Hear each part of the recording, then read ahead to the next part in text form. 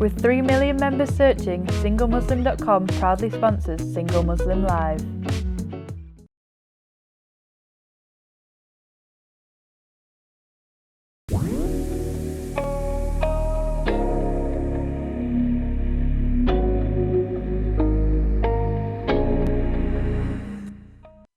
Salam and welcome to the Single Muslim Live, sponsored by SingleMuslim.com with me, Nazia Khatun. We are here live on Sky 752 and across Facebook, Instagram, Twitter, and YouTube.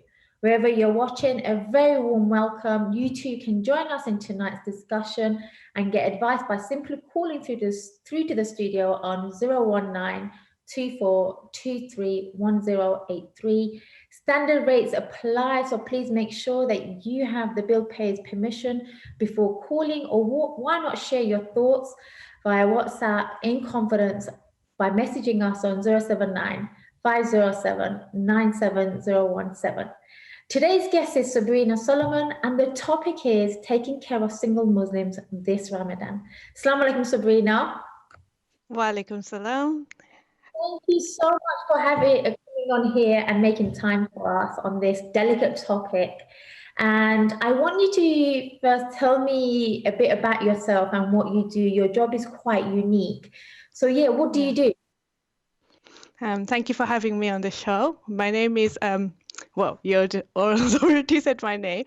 Basically, I'm an interpreter. So I work in the community, specifically the Bengali community. So I'm a Bengali interpreter, and I work with NHS, social services, education, even solicitors, and then legal sector, and we'll help to people to communicate with each other, understand each other, and yeah. So basically, that's what I do. Your job is quite unique in the field because we don't have a lot of Bangladeshi Muslim interpreters. Why is it important? Why is your role so important? Our role is important because we help people understand really complex issues. So they won't use us in any little conversation. It will be like they have like medical issues, like in hospitals, when patients may not understand what the doctors are saying. Or usually I work with social services when they're trying to explain to parents what's going on with their children. And so we have to have an understanding of the subject before we go in there. You can't just because you are bilingual, you won't be able to fulfill the role of an interpreter. You will have to have specific qualifications and specific knowledge in areas to fulfill that role properly. So basically in the last year, I done a diploma, a level 6 in community interpreting, and I specialized in mental health interpreting. So most of my jobs are working in the mental health sector, like with talking therapies and in mental health hospitals, etc. Wow, that is a huge responsibility. Your role is very unique, like I said before. Specifically, why is your role important? We spoke a bit about the mental health. Can you just go in just a bit deeper before we move on? Why is it so important? Yeah, because people need to understand things properly before they for something to help them. For example, if I give you the example of talking therapies, so when people go to talking therapy, they're going to get support with their mental health, as in like if they may be feeling depressed, they may have anxiety issues, they even deal with things like OCD and PTSD. So these are quite complicated for somebody who doesn't understand or have knowledge in the mental health area, despite the fact that they have language barrier. So what we do as interpreters is we work alongside the therapist, and we translate all that information that they give into a language that the person understands, but trying to simplify it as much as possible as well. So we help for them to communicate better. So even sometimes a professional might just go on with the jargon, and there's me, we will say, can you please elaborate, or can you please explain that word, so that we can say it in a way that the person would understand. It's not just about translating it. It's about helping them to understand it, simplifying it in the language that they understand.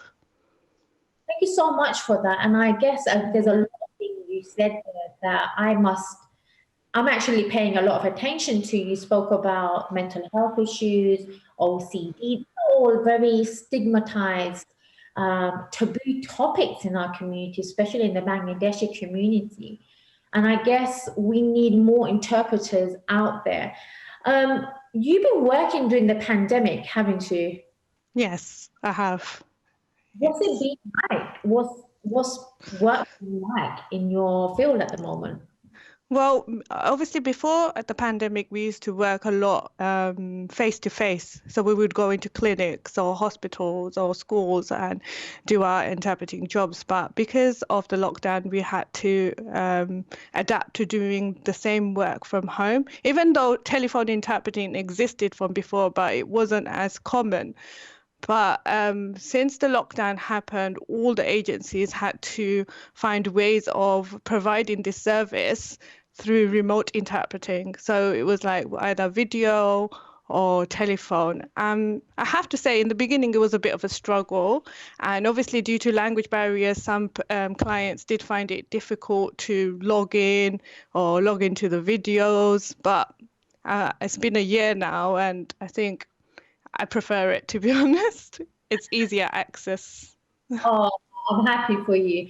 I mean, look, Ramadan is around the corner right now, Sabrina, and with lockdown, I guess mental health is something we will be speaking a lot about in terms of getting out there, meeting people, the dating game, the coffee meetup, especially for the single Muslims.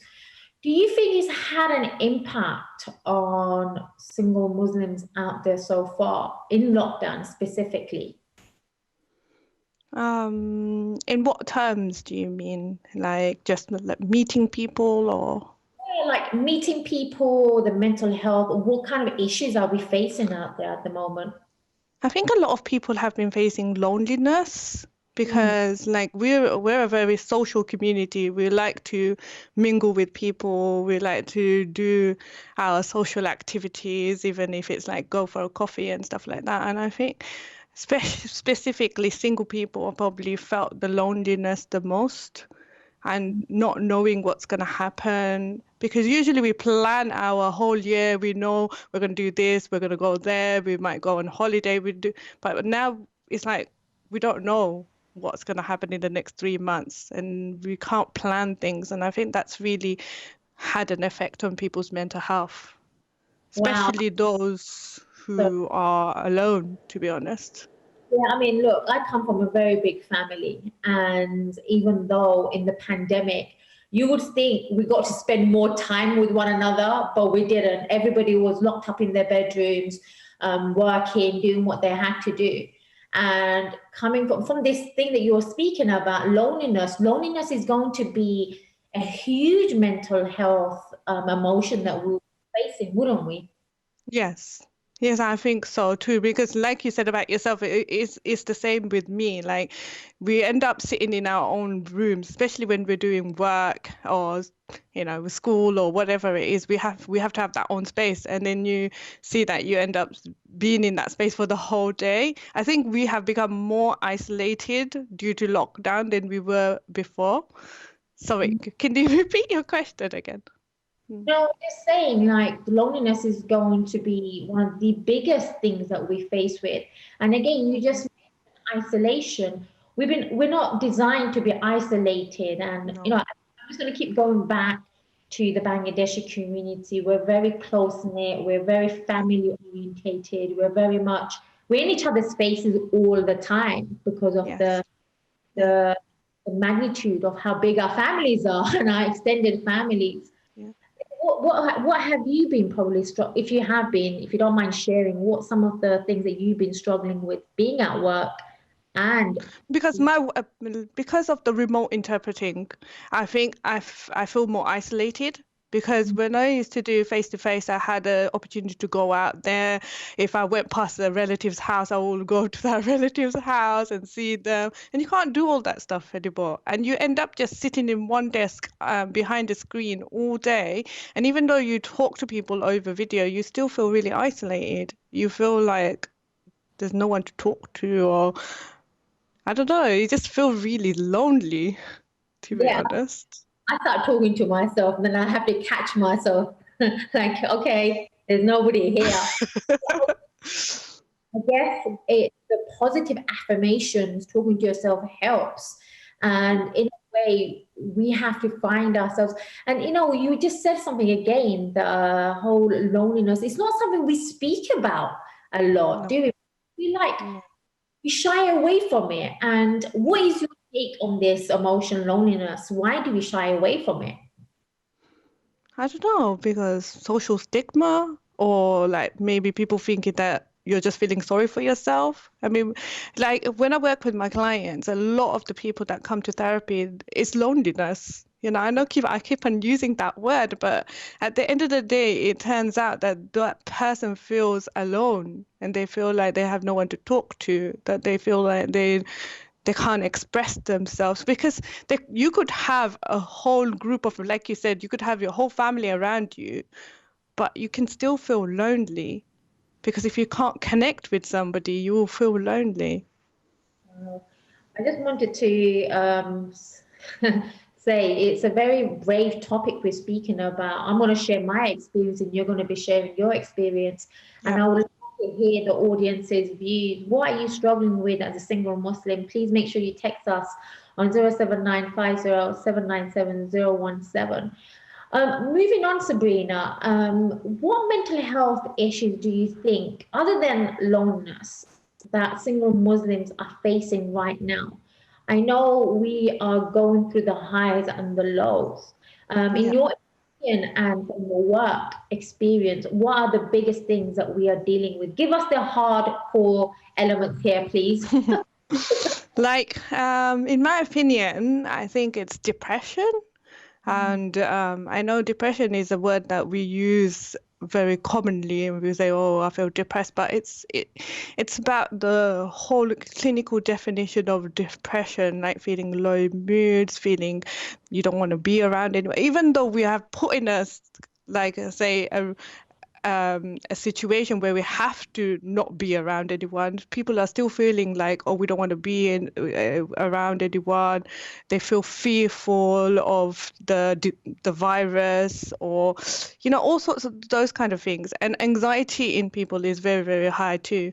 I mean, I can't specify single Muslims, but I can say overall, I feel like in the clients that I see, is they are actually feeling like that, like depression and anxiety, which leads to things like people triggering their OCD. And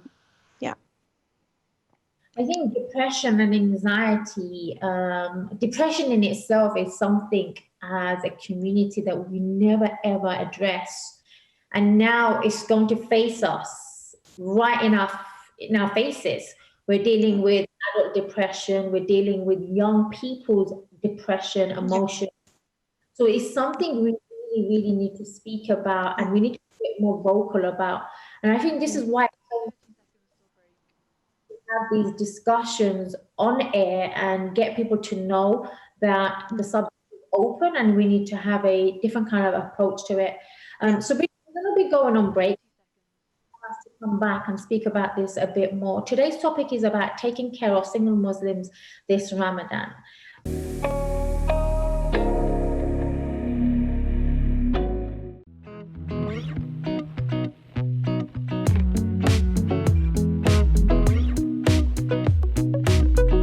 With 3 million members searching, SingleMuslim.com proudly sponsors Single Muslim Live.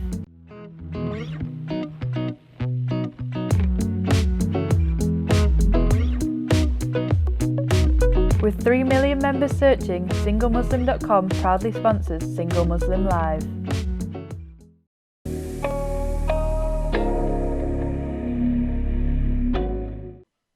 Welcome back, and today's topic is about taking care of single Muslims this Ramadan. We are joined by our guest Sobrina Soloman, who is an interpreter from the Bangladeshi community. We would love to hear your experience dealing with some of the things, emotions as a single Muslims. What have you been going through in the lockdown, and maybe share with us some of the things that you may be a bit apprehensive with Ramadan starting around the corner. Please share your thoughts with us on 07950797017. Sabrina, we were just talking about depression and anxiety, things that we don't really speak about in our communities. And I mean, I've got so many questions around this, my own personal experience with going through depression at a time when I was quite young. And one of the key things I realized when I went through that period in my life was just how reluctant we as a community in the Bangladeshi community, I can only speak from my own background, we are with those emotions. It's almost like, I mean, the reason why I probably felt more depressed and helpless was because I couldn't speak about what was in my head. And even though I'm a very extrovert person, I came from a sport background, but when it came to my emotions, I could not speak about it. I felt guilt, I felt shame around it. And do you reckon this is still very relevant? Because absolutely. Yeah.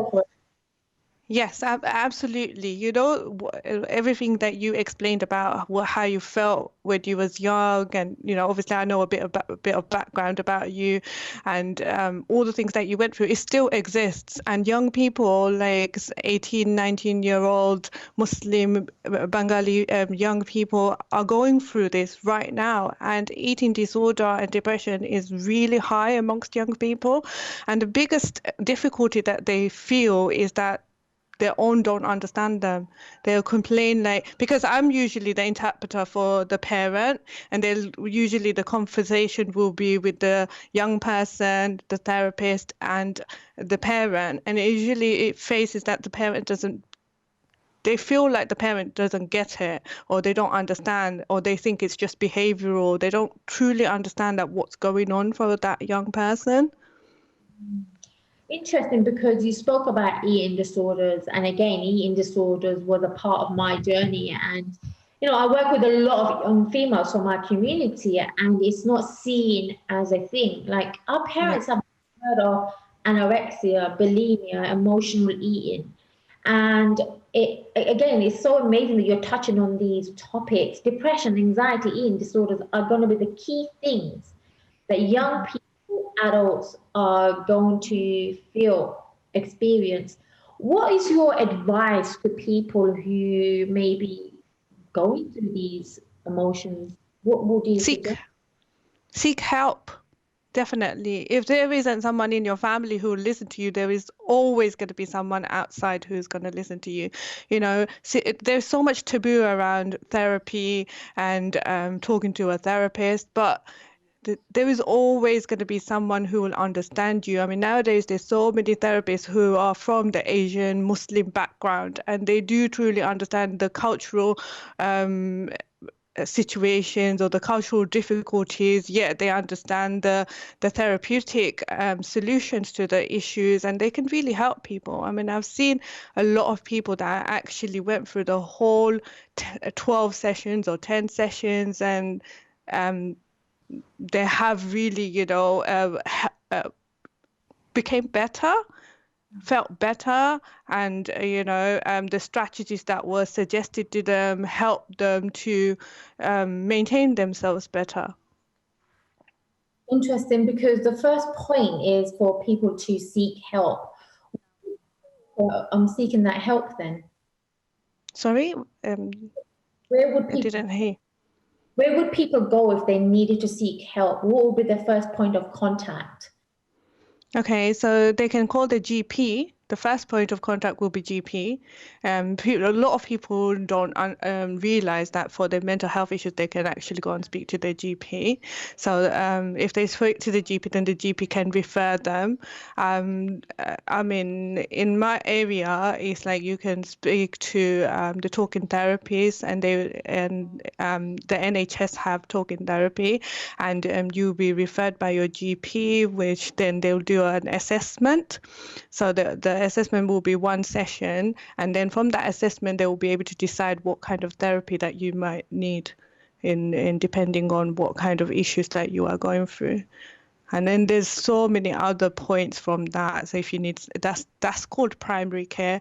And then if you need more support in secondary care, then they will give you that further support that you need. So, but if people are in like crisis situations, sometimes, you know, another topic here, like when you're saying what kind of things do people suffer from, is like another thing that's really high is suicidal and self-harm, especially self-harm amongst young people. So if somebody is feeling in crisis and they feel like they don't know how to manage their thoughts, and at that moment they're feeling they will do something to themselves. And usually people don't really want to do that something to themselves, but they have those thoughts that they can't manage them. And so at that point, you can call things like the crisis line. You can even go to your local A&E, and somebody will definitely help you. It doesn't have to be a physical issue for you to go to A&E. You can even go to A&E if you're mentally feeling really unwell. Wow. Do you reckon then single Muslims experience emotions more? I personally think so, because I think it depends, to be honest, because if you're in a toxic relationship, then you're going through something else in that light. But when you're single, there's so much stigma, so many things culturally you have to deal with, so many people will point fingers at you. It's like when you get to a certain age and you're still single, people will talk about you in a certain way. Or if you're divorced and you're single, then people will talk about you in a certain way. And I think the society just makes us so vulnerable that when we're single, we feel a bit more vulnerable than we do when we're with somebody. Right. Why do you think then we have a lot of cultural stigma towards single people in our community then, especially when they've reached a certain age? Because it's like, for example, if you're a woman and you've reached a certain age and you're still single, it's like, oh, the people will talk about things like, oh, is your body clock is running out, don't you want to have children? Or if you get to a certain age, who's going to marry you? Or you're never going to find someone because a man would probably always want a younger woman. You know, horrible things like that. But people actually do say this stuff. Yeah, I'm sure I've heard it all before in the past as well. And somehow you just got to put a block to it. Ramadan is a great, thank you for sharing all of that. I mean, look, moving on, Ramadan is a great starting point for us to reconnect with ourselves and I guess with our emotions as well.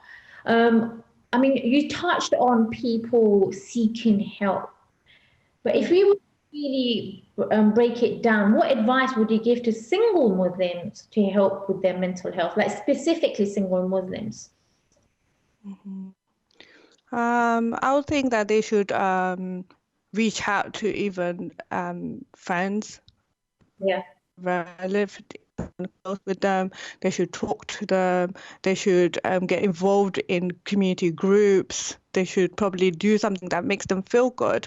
Other things they can do, like focus on themselves, you know, focus on loving themselves, focus on building themselves up internally, you know, knowing what they want from their life, because it doesn't have to just depend on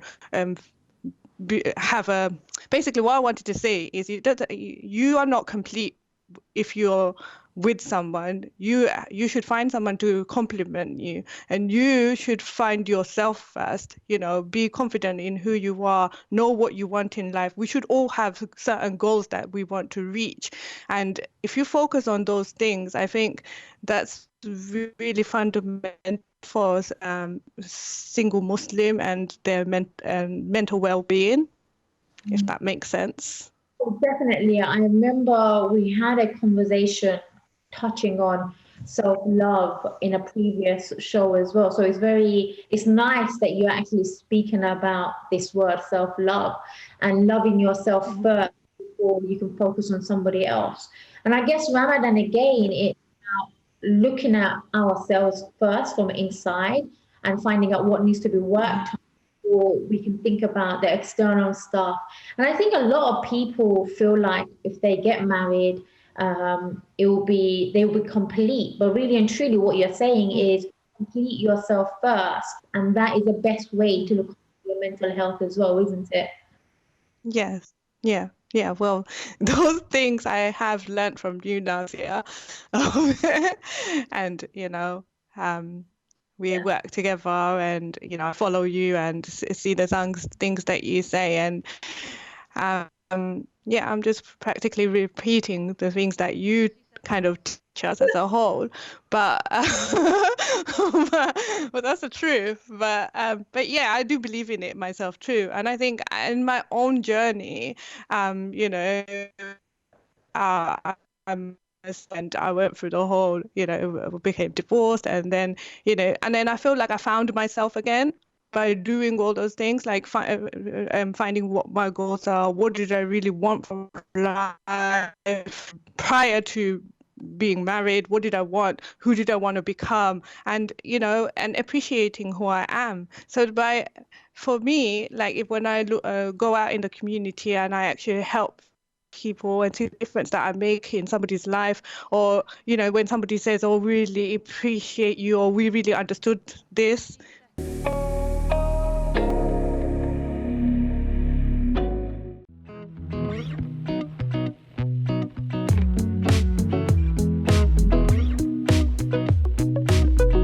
With 3 million members searching, SingleMuslim.com proudly sponsors Single Muslim Live.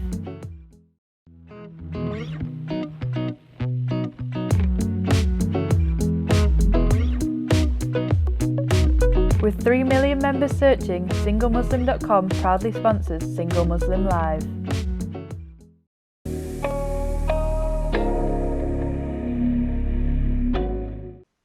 Now, with a very short break, thank you so much for coming back and joining us on this special episode, joined by Sobrina Soloman, taking care of single Muslims this Ramadan.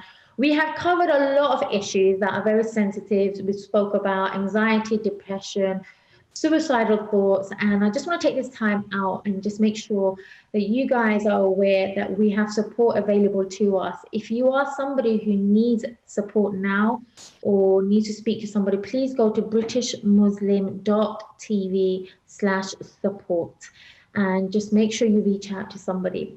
Sabrina, thank you so much for sharing. There's so much information. There is so much. This is a big topic, so an hour doesn't really cover everything.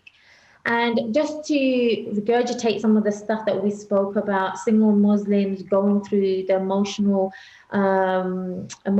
negative emotions, I guess, what I'm trying to say is, and during Ramadan, these things amplify, these things become louder in our heads. Loneliness, we covered loneliness, the stigma, the cultural taboo that we have when, I don't know if it's more emphasis or more pressure on single females or men, but speaking to a lot of male guests on here, the pressure is different, I guess, as well. So we really need to hone in, and you spoke about self-love during Ramadan. It's important that we focus on these, which actually leads me to the next question so beautifully.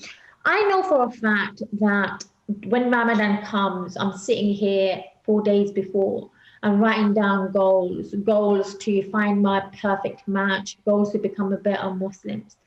And during Ramadan, it's only 30 days, bearing in mind. Do you think then we put a lot of expectations on ourselves, especially for single Muslims trying to find a spouse in this time? Yeah, I think so. We do. I mean, obviously, Ramadan is like supposed to be like a boot camp. It's supposed to reboot yourself spiritually, you know, connect to Allah, and really find yourself where you are in terms of being a Muslim, and really focusing on connecting with the Creator. And I think your question that as a single Muslim, I mean, I think more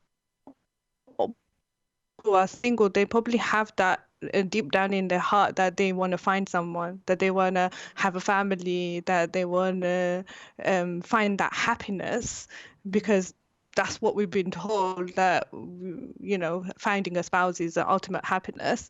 And I think a lot of people do use Ramadan to kind of refocus on themselves, to reach out to Allah, so that they can get that goal, if that makes sense. And when it doesn't happen, at the end we feel disappointed sometimes. I've been through it, so I can only say, oh my God, Allah didn't listen to my prayers, or what was the point of making all those du'as? And the expectation of it is quite high, isn't it? How do you think then manage those expectations as we enter the month of Ramadan? But really, as a Muslim, we should be we are taught to be patient. And I think Allah, if we talk about Allah, is that Allah says that, you ask me, but I will give it to you when I know it's the right time to give it to you. So it's a lot of things that understanding the religion, understanding the Allah, connecting with Allah and trusting Him. I think it all boils down to that. And yes, people do have expectations, but they should manage it by really connecting to Allah, really focusing on finding out that their religion, what does Allah really say about when you make dua. Dua doesn't mean that you ask Allah today and He's going to give it to you tomorrow. No, it doesn't mean that. It means you ask Allah, and Allah will give you when Allah thinks it's going to be right for you. That's what I believe anyway. No, absolutely. There was something I saw on Instagram, and there was like 3 types of du'as that we make, and I can't remember exactly what it was. You make the dua, Allah will keep you waiting for a bigger purpose, or He will deliver because it's right for you, or He may not give it to you because He knows this is not for you. So going back, correct for you. That's it. Yeah, going back to this place of hope and having faith and having patience is something that we really need to master. Maybe this is a great way of refocusing, isn't it? Focus on having faith instead of expectations, and reframe being disappointed. Thank you so much. I think it's nice talking to different guests, because for me, it gives me a beautiful reminder on a daily, weekly basis, I guess.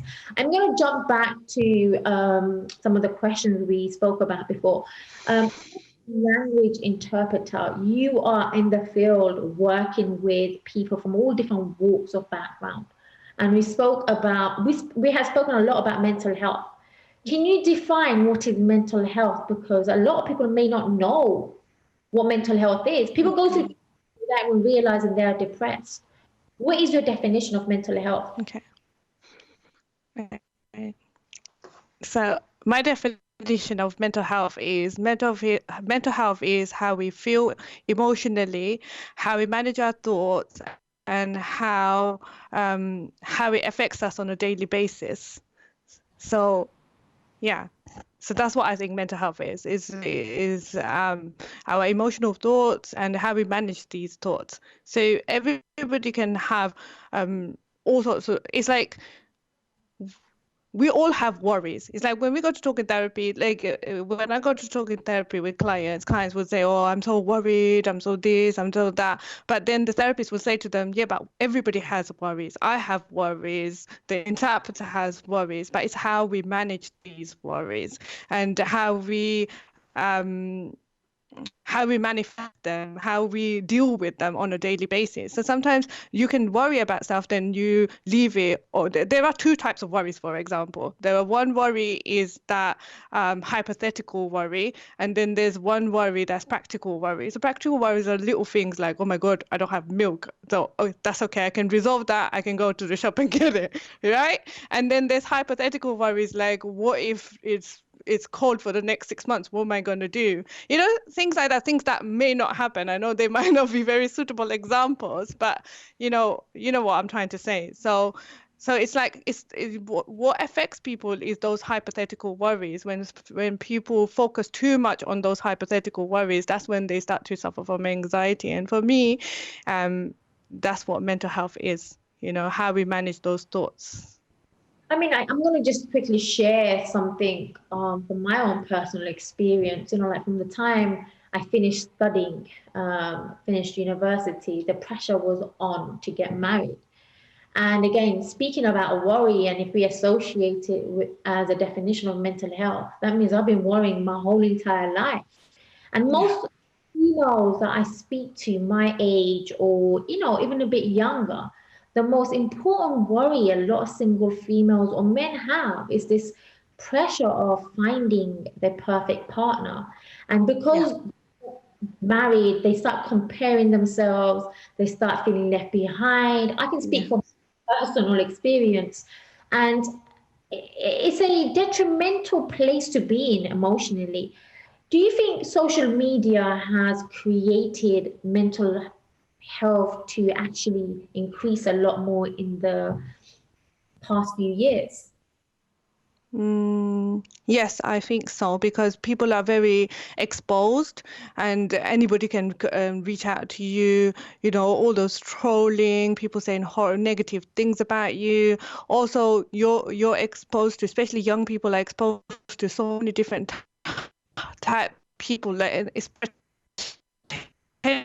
and the life they put on there is quite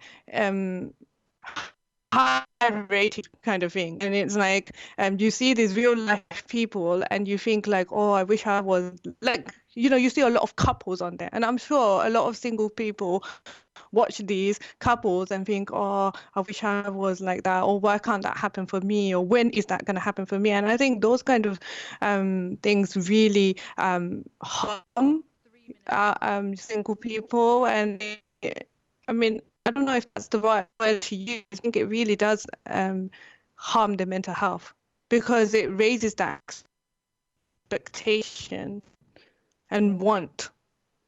I think this Ramadan, one of the best advice I give to people is switch off your social media. What we see is what we are creating at the back of our heads, and we feel lack. And if mental health is going to be something that we need to work on, then we need to limit and control what we watch and who we watch as well. Don't you agree? Yes, absolutely. Absolutely. I mean, I to be honest, I like pride in myself. Like, it didn't look for like a one day, and you feel different, you know. You don't feel as anxious and as I don't know, worried and anxious as you would do if you keep on looking at your Instagram and Yeah. because you always come up with something, you know, something horrible, or someone doing something horrible to someone. So all these kind of things you are exposed to in social media, whereas we were growing up, we didn't have that much exposure. And I think as teenagers ourselves, more happier, if that makes sense. We did have all the social the cultural stigmas and the cultural kind of things to deal with. We probably was more than this generation, but we didn't have so much social media that we didn't get to see the world in, you know, in so much light that it kind of saved us in a way, if you know what I mean.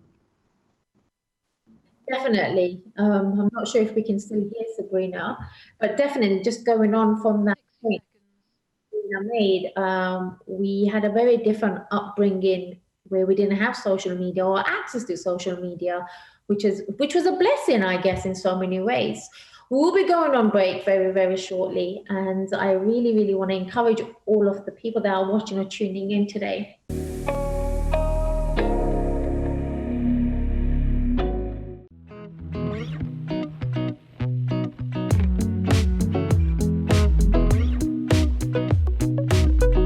With 3 million members searching, SingleMuslim.com proudly sponsors Single Muslim Live.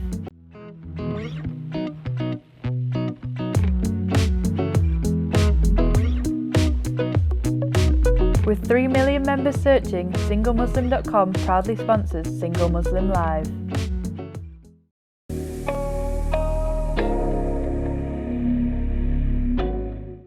And thank you so much for coming back and joining us on this beautiful topic, single Muslims during Ramadan.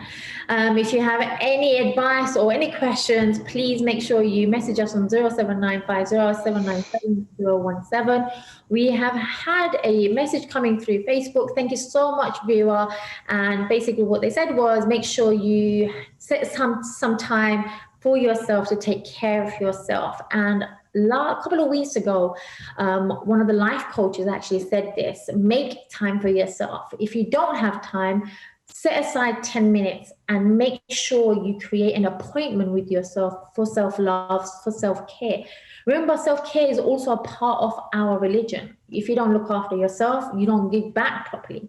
And the aim of Ramadan and for us to be productive Muslims is to make sure we're doing everything in a positive manner, in a way where we are calm and zen down. I'm going to go back to Sobrina, and our last segment is really going to hone in on single parents. Sobrina, I mean, how long have you been a single parent for? 7 years now. Wow. What do you think is, what is your experience, first of all, as a single parent? Well, in the beginning, it wasn't really that easy, and as the children were quite young. So my daughter was about 2 and my son was about 6. But as time went on, and then eventually I did a lot of work on myself, and I found that the more work I did on myself, my self-belief, my my self-love, as I worked with you, Nazia, and it really helped, and I saw the difference in my children as well. And I think as a single parent, there's a lot of pressure on you because you have to face a lot of cultural stigmas. Like if something goes wrong with your child does something, say something in school, then it's like, oh, because you're a single mom, that's why this has happened. Or, there's a lot of stigma around remarriage and all that stuff. But I think working on yourself is really helpful in a way of managing your children. What do you think are the pressures for single parents nowadays in our community? Like I said, again, it's like single parents are kind of looked at as they only have to look after their children and that's it. Like if you go to work, it's like, oh, why are you focusing on work? Who's going to look after your children? If you wanted to go on holiday, you'll be like, oh, who's going to look after your children? Even if you wanted to remarry, it's like, have you thought about how is that going to impact on your children? It's like, I'm sure a lot of single moms out there, and I'm not that sure about single dads, but I'm sure a lot of single moms out there will agree with me that those are the fundamental stigmas that we have to deal with on a daily basis. Absolutely. I mean, I have a lot of respect and a different kind of way of honoring single parents. I mean, mothers are the primary carers of their children, but there are some amazing single fathers who are doing the job of full time of both parents as the mothers are as well. And one of the key things I found is one, like divorce rates have increased a lot in the last few years, maybe in the last 8 years, especially in our communities. And how we see this, the way we look at divorcees as if That's it. They can't remarry again, or they can't find love again. And what is your advice when it comes to single? Let's focus on single moms as females. We can speak about this a bit more. What advice would you give to single moms then when it comes to looking for love during Ramadan?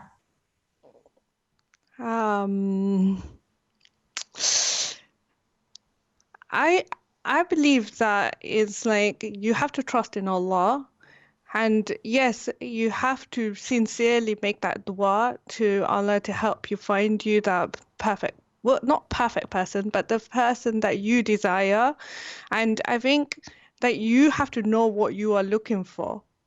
And I mean, that way you'll attract that kind of a person. And you have to be that person that you want to attract. And I also believe in that too. Wow, you have to be the person you want to attract. Look at that. I wonder who told me that. I speak about this a lot on the program we deliver. You have to become the person you want to attract. And what that simply means, we can't be in a state of not being perfect, whatever perfect is for you. If you want to attract somebody who's nice, you have to become nice. If you want to attract somebody who's X, Y, and Z, whatever's on your criteria, you have to become that person as well.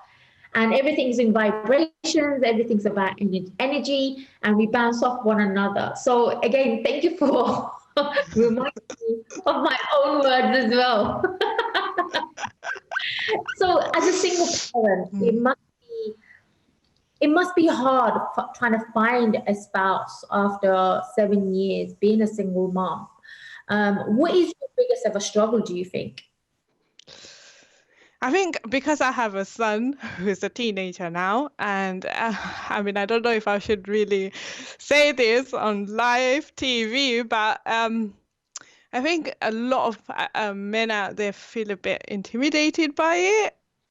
And I think it is a bit like taking responsibility of children, and it is quite intimidating for men, because if a woman was to marry a man, it's most likely the children won't be with the mum, with the dad 24/7.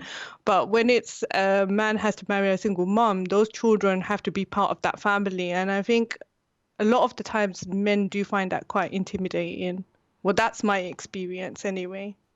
I'm sure a lot of people who are watching this can actually relate to this as well. And being a single mom, that child is your responsibility till they get married or when it's time for them to leave the house. And it's a big debate that we have on a lot of platforms I've seen. And what the Quran teaches us about marrying divorcees, widows, and everything. And I don't feel like most of us adhere to this right now in current society. Again, it goes back to a society where we have different cultures, different stigmas, different pressures. When it comes to finding a spouse as well, are we in the good mindset for ourselves and that of our children? Thank you for sharing that personal opinion with us as well, Sobrina. My next question to you then is, there is more pressure on single moms than single fathers.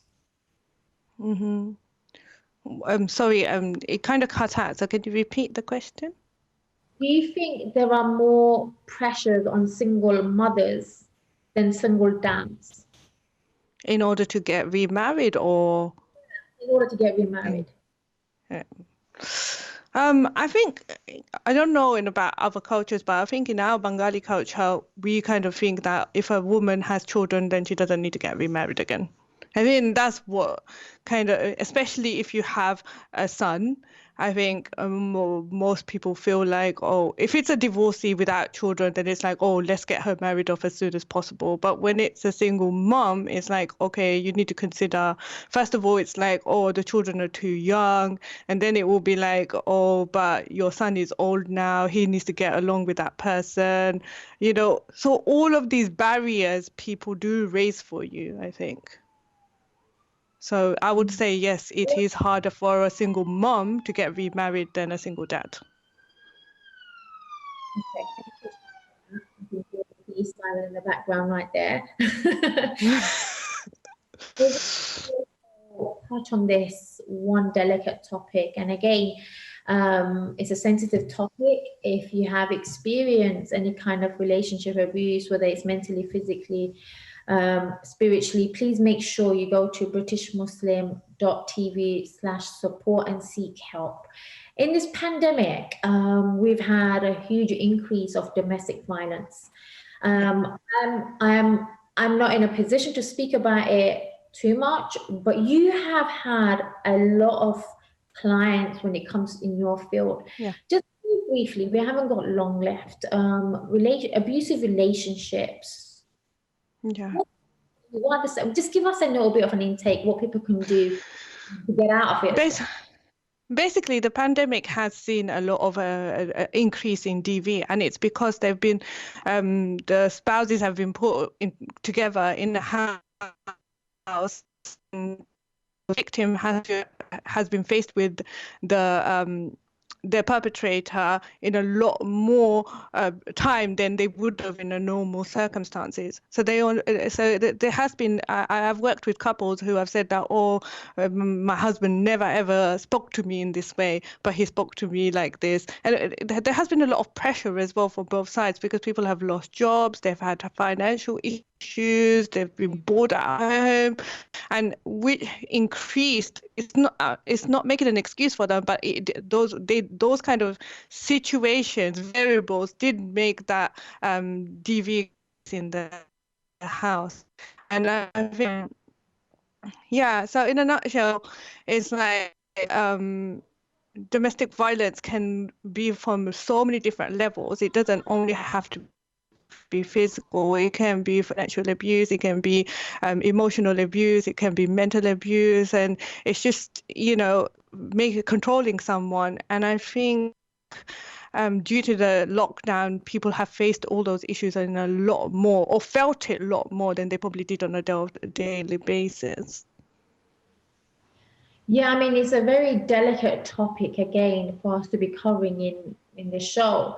But please make sure that if you have experienced any kind of abuse, that you go to britishmuslim.tv/support to. And we have come to the end of our show, Sabrina, and we have covered so much in just 60 minutes. And we have spoken about isolation, feeling depressed, sad, loneliness, and it's a very important subject, speaking about single Muslims. I was going to say single females. We have different pressures on females and men, and this pandemic a lot of things for us. And please make sure, like Sabrina said, take time out to look after yourself. You are your responsibility. Thank you to you, Sabrina. If you have any questions you'd like to put forward for next week's show, please do message us in confidence on WhatsApp on 079 507 417. For me, Nazia Khatun, along with the whole team, thank you for joining us. See you next week.